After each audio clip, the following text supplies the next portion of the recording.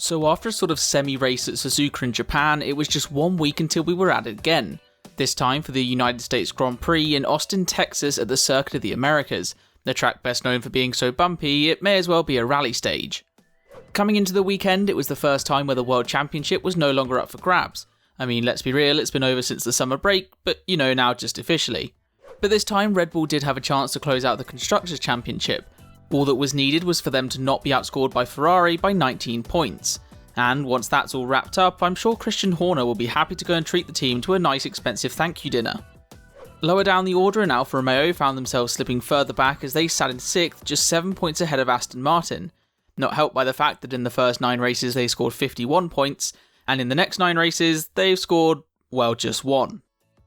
Hey guys, it's Taron and welcome to the On Track channel and to round 19 in America. Before we get going, just a quick reminder that if you are enjoying the content to give it a little thumbs up, and don't forget to hit the subscribe button and turn on notifications for some more of it. Now, with that out of the way, let's get into my honest review of Formula 1 and the 2022 United States Grand Prix.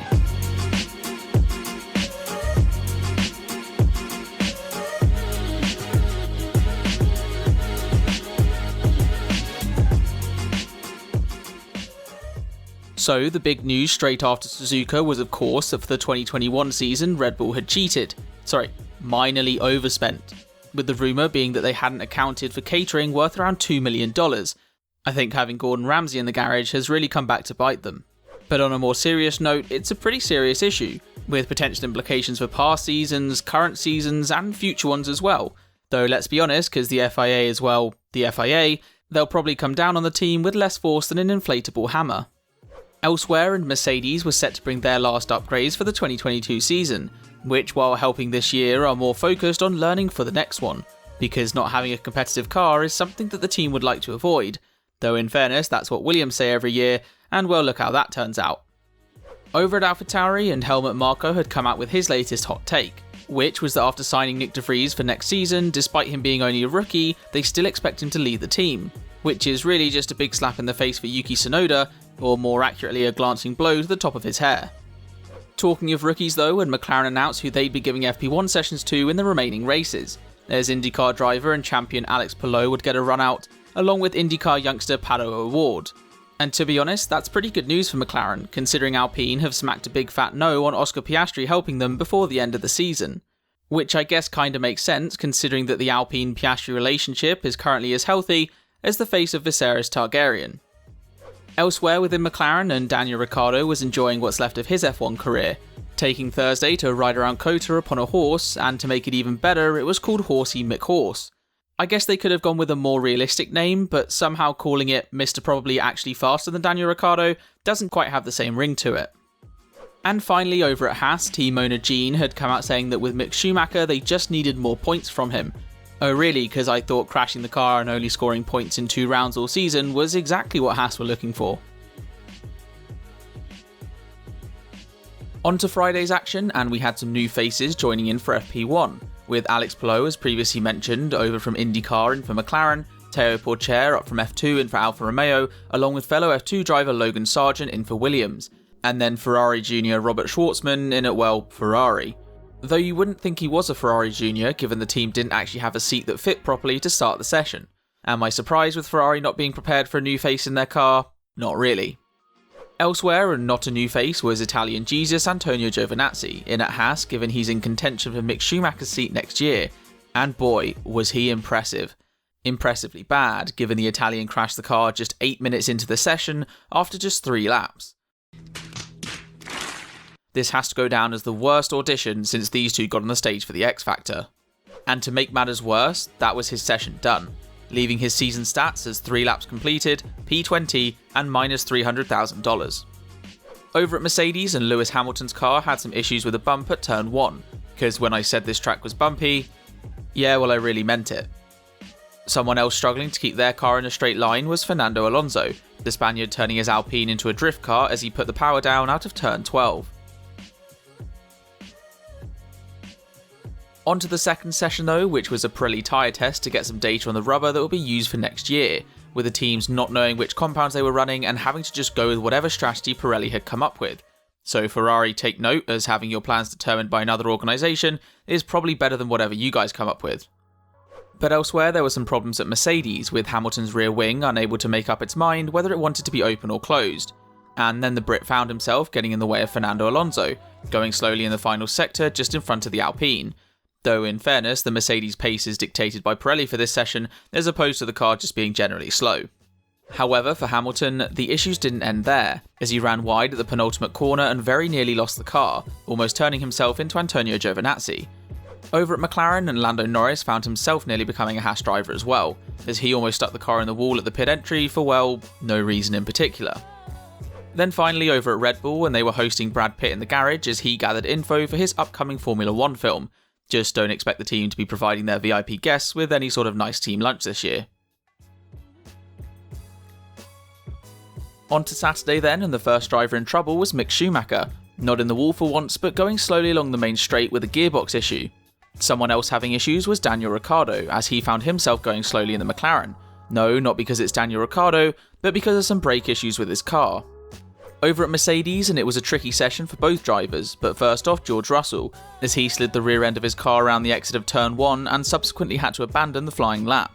Over in the other Mercedes, and Lewis Hamilton made it a bit further before making his mistake, running wide at the second to last corner and doing pretty much exactly what he did in FP2.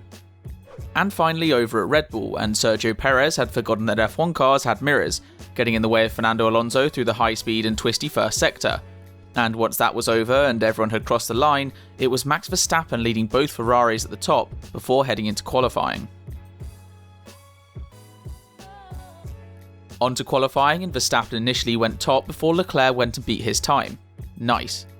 Over in the other Ferrari, and Carlos Sainz made a mistake on his first lap, but on his second attempt managed to put his car into the top by half a second.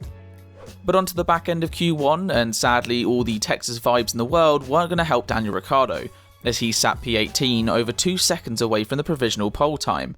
But he did manage to jump out of the drop zone, just to end up straight back in it, along with Mick Schumacher, who took a page out of his old teammate's book and spun the car at turn 1. Also out was Esteban Ocon, the Frenchman overly eager to maintain the McLaren Alpine battle, and so went and joined Daniel Ricciardo. On to Q2, and Pierre Gasly was trying to brake as late as possible into turn 1, a little too late as it turned out, locking up both front tyres and throwing his lap away. And come his second lap, well, it was only P14 for him, with his teammate behind. Someone excelling though was Zhou Guanyu, as he took his Alfa Romeo into the top 10, knocking out Lando Norris, until every F1 driver's favourite thing, track limits, decided to show its face, relegating the Chinese driver into Gasly's P14 and out of qualifying, meaning by the skin of his teeth Lando Norris had snuck into the top 10 shootout. On to Q3, and Max Verstappen went to the top, because he was first out on track, with his time being beaten by Leclerc, and then Sainz, and then Hamilton as well. And so, as we were waiting for the final runs to begin, it was all still to play for, with the Ferraris leading the way on both the timesheet and on track as well, with Leclerc crossing the line first to improve his time by 0.2, just for Sainz to remind us all that he does actually have some pace and snatch pole position away from his teammate, leaving just Verstappen that could take pole away. I guess Hamilton as well, but he already kind of messed up the first sector, so yeah, that won't be happening. But back to Verstappen, and as he crossed the line, couldn't quite do it, having to settle for third, which would be second on the grid as Leclerc had a 10-place engine penalty, with Hamilton behind in third, elevated by Sergio Perez, taking a penalty as well. On to Sunday, and after being thankful for owning a pair of noise-cancelling headphones, everyone was ready to go. Almost, as on Lewis Hamilton's car, last-minute repairs to the brakes were being made. With that done though, the car was fixed and we were ready for lights out. So the start then, and up to turn 1 it was clean, with Verstappen getting the best start and taking the lead from Sainz. I say up to because at turn 1, well, not so much. As in George Russell's attempt to get P2, he T-boned Carlos Sainz and dropped the Ferrari right to the back of the pack. Because as the saying goes, if Sainz wasn't having bad luck, he'd have no luck at all. And that was summed up by the fact that a water leak from the contact meant Carlos had to retire at the end of lap 1. My disappointment is immeasurable, and my day is ruined. And with Sainz out and Russell losing a couple of spots, it put Lance Stroll up into P3, until just a couple laps later when George got back through for third place. Someone else making progress was Sergio Perez after starting further down the order, forcing his way up, and in the case of overtaking Valtteri Bottas, well, quite literally forcing his way. And that contact meant he had an end plate hanging on for dear life. But the part flew off before race control could issue the Mexican driver with a black and orange flag, I'm sure Kevin Magnussen will be seething to hear that damaged cars don't always get black and orange flags. Further back, and in the few races he has left in F1, it was time for Nicholas Latifi to remind us all why he's leaving, as the Canadian lost the rear through Sector 1 all on his own and went sliding towards the barrier. Not into it though, so good job there, maybe we can give him some credit for that. Look, I'm trying my best to be nice here. Back towards the front though, and Lewis Hamilton was into the pits for a set of hard tyres, which took him from 4.5 seconds behind Verstappen to 5.5. So much for the power of an undercut. Meanwhile, over at Ferrari, and just 17 laps in, they were already onto Plan E when it came to Leclerc. And that E for extend the tyres as long as you can was helped out a lot thanks to Valtteri Bottas, who did a Latifi and lost the rear of his car, this time at the penultimate corner and ending up getting stuck in the gravel. This brought out the safety car and bunched up the pack, during which a number of cars that hadn't stopped, including Leclerc, did so, and then we could get restarted. And that restart lasted just half a lap, with Stroll and Alonso coming together on the back straight and nearly turning Fernando's Alpine into a four-wheeled airplane. And not gonna lie, I gotta say this one's on Lance, because he was going straight, then jinked left, then found himself in a big old car wreck. This of course brought out the safety car again, which meant it was then time to restart, again, with this time everyone keeping it clean and electing not to send their cars up towards the clouds. At Ferrari, and now up to 4th place, Charles Leclerc was eyeing up P3, which he took from Sergio Perez after a late but great move up the inside of the Red Bull into turn 12. Further ahead, and Lewis Hamilton made his way into the pits for the second time, sticking on the hards for the final 20ish laps or so. And up ahead, the plan for Verstappen was to box the next lap, cover off Lewis and maintain the lead of the race. That plan went so badly, you'd think that Liz Truss had come up with it. Mr. Speaker, I am a quitter. As Verstappen had a slow stop costing him about 10 seconds, meaning he lost out to Hamilton but also Leclerc. However, like everything in life, besides being a Liverpool fan, there was something good to come from this. That being a battle between Leclerc and Verstappen, with the pair fighting over P2 on track. First off, turn 1, with Verstappen diving up the inside but Leclerc getting the switchback and staying ahead. But with the superior straight line speed, and to be honest talent, yeah I said it Ferrari fans, it was only a matter of time, as Verstappen breezed by on the back straight and was ahead before the braking zone and into second place. Meanwhile, over at Aston Martin and having a fantastic race was Sebastian Vettel, as after the leaders pitted, he was up into P1. I mean, net P6, but let me just enjoy it. Sadly, the Aston Martin pit crew would not let us enjoy it, as their eternity of a pit stop dropped Seb back down to 13th place.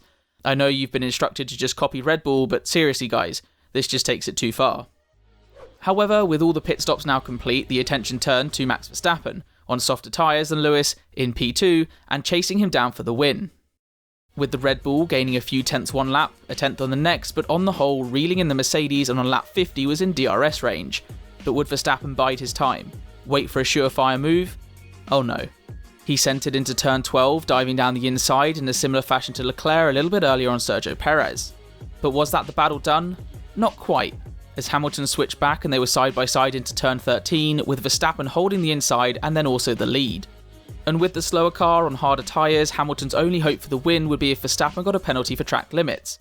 And boy did he remind us, again, and again, and again. But with no penalties, Verstappen crossed the line to claim win 13, matching Schumacher and Vettel for most in the season. And while sometimes you cross the line to a host of fireworks, sometimes to a shroud of orange smoke from flares. This time it was to someone waving the flag so lifelessly that it belongs in the morgue. A little bit further back though, and it wasn't quite over, as with a never say never approach, Seb Vettel had risen up from 13th after his poor stop to 9th place. Make that 8th as he pulled off a great move on Magnussen round the outside of turn 18 and then up the inside of turn 19. If ever there was a race to make me want Seb to stick around for just a couple more years, this one was it. Anyways, that's all for now. Thank you very much for watching. If you have enjoyed, do make sure to give the video a thumbs up and subscribe for more F1 content, but until next time, take care.